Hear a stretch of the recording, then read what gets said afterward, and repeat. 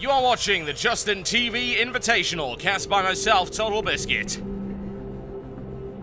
Ladies and gentlemen, welcome to your SHOUTcraft right here. I bring you Socke in the baby blue trunks. He is playing Protoss here on Icy Cup Valhalla versus his opponent Attero in the red trunks. He is also playing Protoss.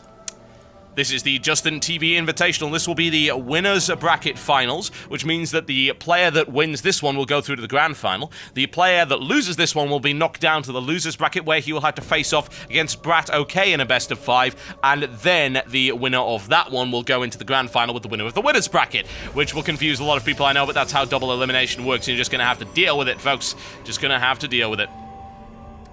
Socke, in the previous matches that I've seen, has been extremely strong. He's been doing very well up unto this point. Attero, I've not really seen play before at all. I saw him play against Select, and I believe he actually lost, so I don't know how strong a player he is, but he must be pretty strong if he stayed in the winners bracket all this time. In the Justin TV Invitational, there have been an awful lot of players in that.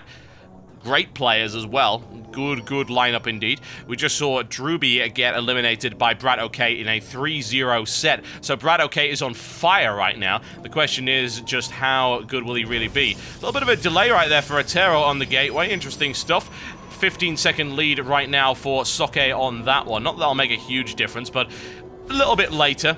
Doing the gateway, I believe, on 13 supply as opposed to 12. Socke with a bit more of an aggressive approach, then straight into the assimilator.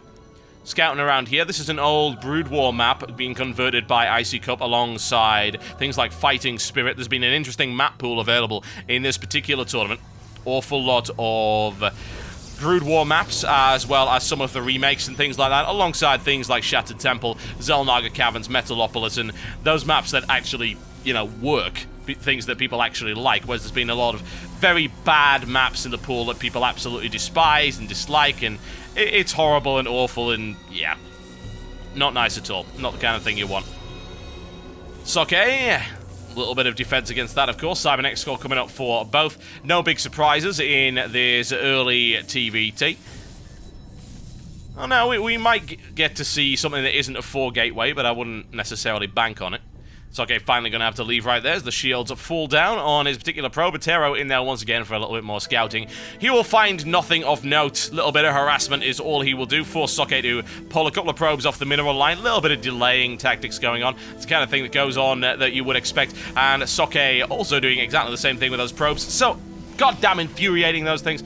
Stalker boosted out for both by the looks of it right here. No deviation in terms of strategy as of yet, which tends to be the way in Protoss versus Protoss matchups. Attero scares him away. None of that nonsense. In this map, you will find the male Ursadak, which is the giant evil space pig. Looks like kind of a shrimp as well.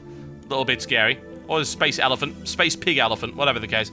Tends to get in the way of fights. You need to watch out for that. Attero is going straight for the 4 gateway approach. The question is, will Socke be able to defend against that?